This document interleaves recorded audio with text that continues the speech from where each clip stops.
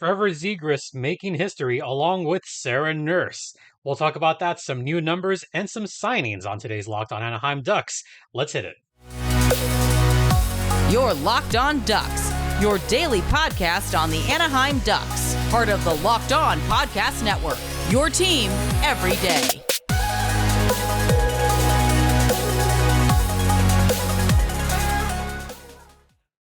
Welcome, everyone, to Locked On Anaheim Ducks, part of the Locked On Podcast Network.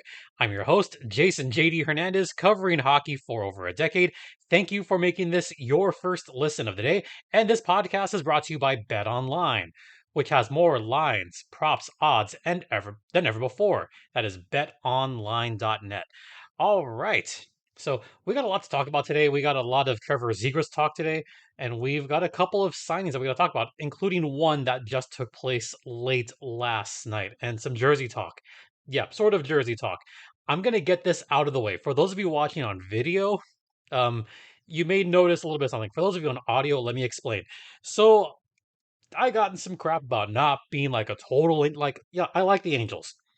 And I do want to talk about that news a little bit just for a hot minute. We'll save that for the end. But you might notice I'm wearing a Wrigleyville jersey, the Chicago Cubs. Well, look, I mean, I like the Angels, and this is a Cubs jersey, but hey, come on, it's a Simba jersey. It's Andrelton Simmons' Cubs jersey. I mean, I had to get it. So yeah, I'm still on vacation, still in Chicago for now, but just thought I'd share that little bit. Andrelton Simmons was one of my favorite Angels when he was in Anaheim, one of the best defensive wizards that I've seen play personally. All right, enough about that. Let's get right down to business. So, I want to lead off with the news that took place. It was revealed this week that Trevor Zegras is going to be on the cover of NHL23. So, I want to start off with Zegras. As you know, Trevor Zegras had an amazing year last season. Arguably could have won the Calder, but you know what? He is the most marketable player in the National Hockey League right now. Let's go back. Let's talk about the Flying Z, which, by the way, is going to be a feature in this game. So you could actually do the Flying Z goal in NHL 23, maybe along with, I don't know, a couple of really cool guys. Maybe you could have Trevor Zegras back with Sonny Milano in this game. Maybe you could have Trevor Zegras with, I don't know, Sidney Crosby, like in an all-star game or something like that. Or maybe a Western Conference guy. Maybe put Zegras on one end, McDavid on the other end for the Pacific Division All-Stars. That could be a thing. Let's see, you could do the lacrosse goal in that game. He did that twice last season, which was really cool. So there's so many possibilities. So Zegras, the cover athlete, the Ducks' most marketable star in ages, probably the most marketable star that the Ducks have had since Paul Kariya. I mean, Teemu Solani was marketable as well, but man, Paul Kariya did a lot of commercials back in the day. He had a couple of really good ones with some legends. And now Zegras, you're going to be seeing those deals flying in all over the place. See what I did there. But that's not the big story. The big story across just all of National Hockey League is that Sarah Nurse is also on the cover of NHL 23. That is right. Sarah Nurse, the Canadian national team forward, is the first woman to ever be on the cover of an EA NHL game. And I'll show that right here. There we go. So that's a thing of beauty. First off, I love the fact that Zegras is wearing shorts. He's crouching down right there. There's palm trees in the back. You have Sarah Nurse in her jersey. I mean, that's a cool looking cover. Probably one of my favorite ones, to be perfectly honest. Got that nice little, like the nice little sunshine going there. Kind of looks like they're playing street hockey a little bit. I think it's a winner. I think it's chef's kiss all the way. So that is the cover for NHL 23. I think it's awesome that they're both on there. So talk a little bit more about Sarah Nurse just for a hot minute, because I do follow women's hockey too. She won a gold medal with Canada in the Olympics that took place earlier this. Like, yeah, can you believe that Olympics took place earlier this year? The 2022 Winter Olympics was only a few months ago. It seems like it was years ago because time doesn't exist anymore. I mean, time is but a weird construct right now. But Sarah Nurse, she had the opening goal in that gold medal game against the US, and she helped lead Team Canada to a victory against the United States 3-2. Yeah, that one's as a US citizen. I mean, that one still hurts. But at least we'll always have the Lamoureux shootout goal in 2018. At least we'll always have Lamoureux winning gold for the US in 2018. So maybe that's Canada getting a little bit of revenge on the States. Okay, fine, whatever. But Sarah Nurse was a big part of that team. So congrats to Trevor Zegras and big congrats to Sarah Nurse for being on the cover of NHL23. I think it is a tremendous honor for both of them. And you know what? That's going to look really cool. And I see a lot of fans watching it on here or fans listening, I could sense that a bunch of you guys are going to be buying that game solely because Trevor Zegras is on the cover and solely because you could do the flying Z or the Zegras or whatever you want to call it goal move on there. Hey, maybe you could do that move. I mean, gosh, the possibilities are endless with who Zegras could do that with. Could be fun. All right, we're going to take a brief timeout and we'll have the first intermission right now. And this brief word from Bet Online, which has more props, odds, and lines than ever before. Bet Online is where the game starts, and you already have lines for the Stanley Cup, but you also have divisional lines, and we have award lines up now. Who's going to win the Hart? Who's going to win the Norris Trophy? Bet Online now has player futures for the National Hockey League, also division, also for each team. Will they or won't they make the playoffs? Right now, the Ducks are not favored to make the playoffs, but if you believe that the Ducks are going to make the playoffs and you want to put a bet down on that, then head over to betonline.net right now using either your laptop or your mobile device, which is right in front of me. Once again, BetOnline is the official online sportsbook of the Locked On Podcast Network, and please gamble responsibly, folks. And by gambling responsibly, do not bet on the Coyotes or the Blackhawks. Please bet responsibly, folks. All right, so we're going to continue talking about Trevor Zegras, but this has to do with jersey numbers. So yeah, I know I talk about jerseys all the time on this show. It seems like I'm wearing a baseball jersey because, the Wrigleyville jersey's awesome. So yeah, I'm a bit of a jersey head, as you know. I'm going to start off this segment by talking about the leak that just went out a few days ago about what each team's going to do. The Winnipeg Jets, they're going to go back to their 90s look, the Teemu Selanne era jersey. Woo, that's going to be cool. The Anaheim Mighty Ducks are going to go back to the old school logo. Can't wait to see what they do. The only concerning thing is the colors are orange. So I don't know. Maybe they'll do something different. Who knows? So that leak is already out for what most teams are going to do for the Reverse Retro 2.0. But the bigger jersey news has to do with number changes. I know Ducks Twitter kind of went crazy on that, and I wouldn't blame them. But we got some new jersey numbers for the Anaheim Ducks.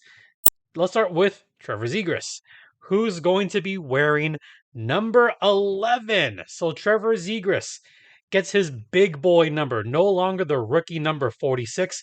For those of you that have a Trevor Zegras 46 jersey, props to you. You guys are the original fans of Trevor Zegras.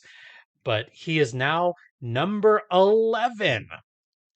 And the new number for Jamie Drysdale, number 6. So he gets his big boy number and he gets a single digit number. So let's start with Trevor Zegras going to number 11.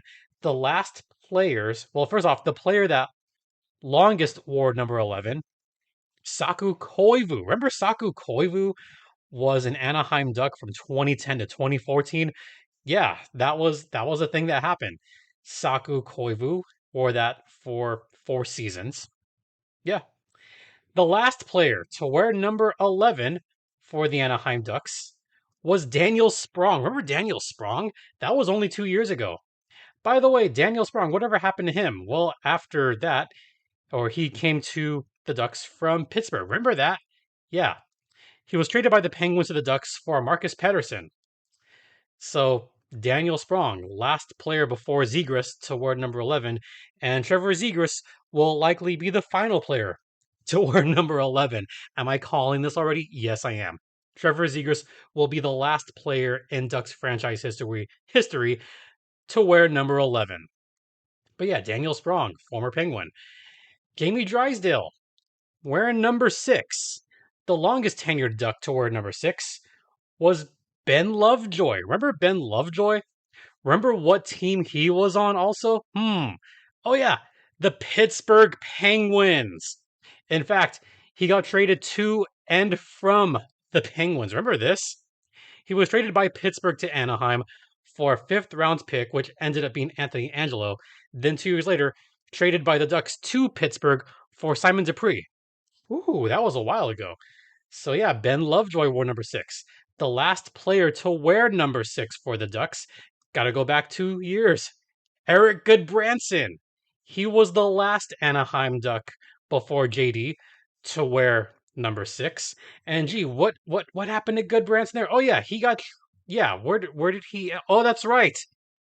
The Penguins traded from Pittsburgh to the Ducks for a couple, I think Martinson and a 7th round pick. Yeah, so, a lot of these players that I'm mentioning, they were former Penguins. The Ducks seem to love trading with the Penguins. What is it about the Penguins that the Ducks love so much? What is it about the Pens that everybody loves so much? Hmm. Oh, maybe it's the fact they're bringing back the Robo Pen. Yeah, yeah, the Pittsburgh Penguins. They're bringing the Robo Pen back. Robo Pen. Robo Pen. Yep, that's going to be the reverse retro 2.0. That's going to look really cool. So yeah, JD wearing number 6, Z wearing number 11.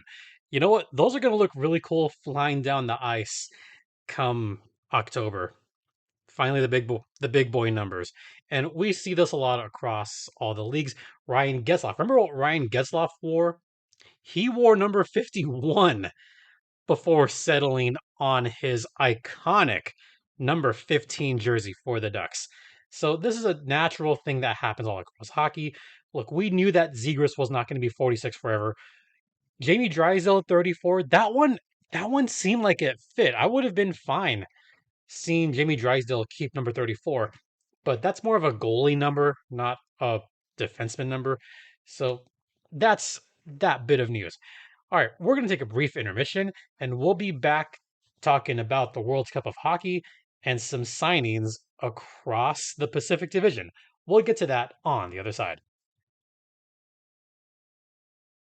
Welcome back to Locked On Anaheim Ducks, part of the Locked On Podcast Network. You're locked in with Jason JD Hernandez, as you can see. And you know what? We're going to, you know, cover some odds and ends on this final segment of the podcast today. So, a few odds and ends. Let's first talk about the World Cup of Hockey. Yeah, that is coming back. The World Cup of Hockey should return in 2024. So, we're going to have games in North America and Europe as of right now. And they're targeting a 17-day window in February 2024 to hold the event. So that's a thing that could happen once again. That means there would have to be a break, an NHL break, for all the NHL players to come out and play the World Cup of Hockey. Last time they did this was all the way back in 2016. That seems like so long ago, but that's when they had it, 2016, and they played all the games in Toronto. The other times they did it was 96 and 2004. So it looks like they're moving full steam ahead. In fact, that was mentioned by Bill Daly, NHL Deputy Commissioner, quote, "We're moving full steam ahead, and that means we're continuing to have regular meetings." So there should be at least 8 national teams, and we'll see how that turns out.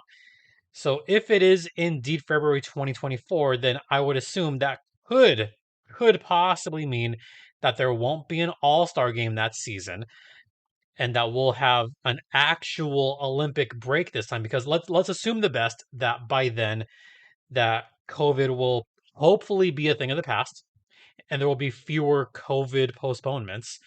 So that could mean a very successful, hopefully successful World Cup of Hockey in 2024. So that's the first odd and end. Next, I do want to talk about some recent signings that took place within the division. And there's two big ones that took place since the last time I talked about this. First one, Nazem Kadri got a big contract from the Calgary Flames, a 7-year, $49 million contract. Kadri's 31 right now. That means he'd be signed through his age 38 season, and it's a $7 million cap hit per season. That's a lot of money to be paying a 38-year-old, but you know what? He had himself a monster season last year, 87 points in 71 games. He won the Stanley Cup last season. He was just terrific in the playoffs, 15 points in 16 games. He was really all over the place last season with the Colorado Avalanche and helping be that spark plug to help lead the Avs to the eventual cup last season. So this really just is a terrific move for everybody involved. Kadri looking for that big payday. Calgary looking to replace some of the departed players. And I think this is a pretty fair replacement. This puts Calgary in a window right now to try to win the cup. And I know I did my rankings before where I put Edmonton 1, Kings 2, Calgary 3. Do I do legitimately think that this move does put them up a notch. Will it be good enough to win the division again? I'm not sure. I think Edmonton is right there. The Kings are rising. Calgary's right there also. So it could be a very close 1-2 between the Alberta teams. But I wouldn't be surprised if the Kings make a run at this as well.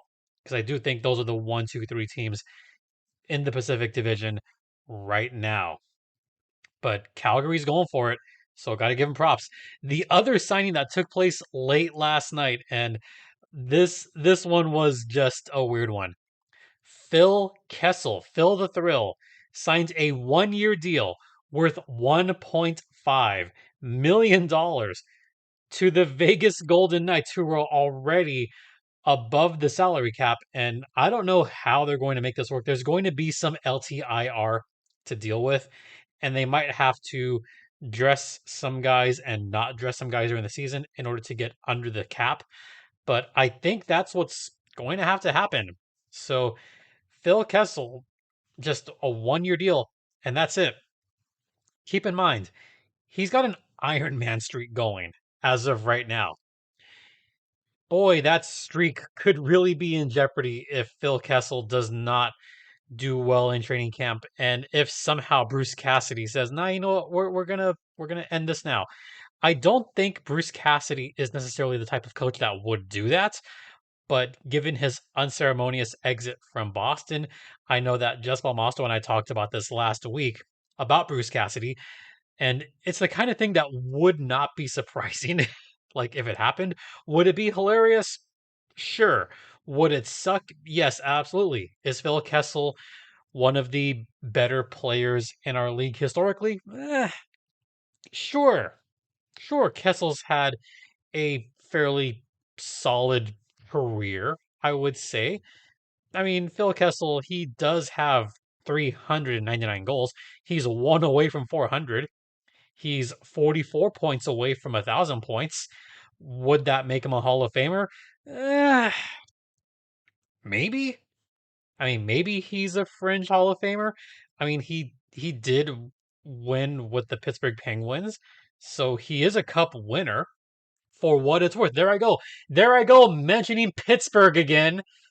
Yeah, Phil Kessel has won. He's won a cup. He's won multiple.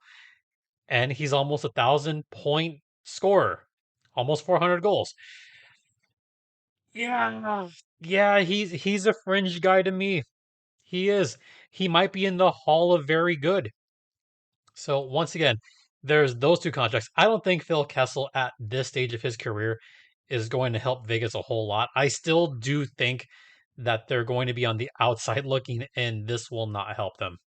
But hey, it could be interesting to see them get just ramshackled against other Pacific teams, other quicker teams.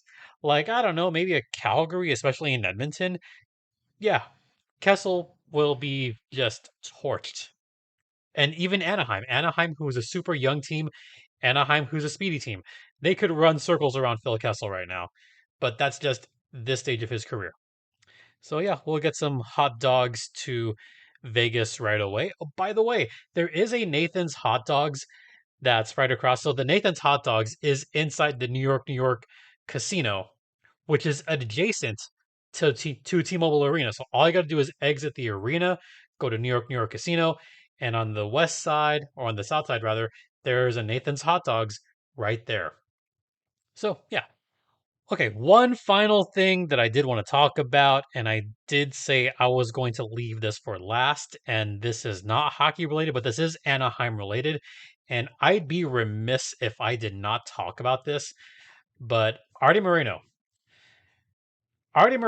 is exploring selling the Angels. Hallelujah. I think about 99% of Angel fans will agree with me on that one. Hallelujah. Finally, Arte Moreno looking to sell the team, and it's about time. He's been there since 2003, since after the Angels won the World Series, and he saw that and went, I think I want that. So he bought the Angels. And for what it's worth, they did have a good run his first decade there. They did win division after division after division. Unfortunately, lost all those times, but hey, at least they had divisional success. So that's kind of cool. And Arte Moreno did bring Vlad Guerrero to the Angels. That part I loved. Loved seeing Vlad Guerrero Sr. as an Angel.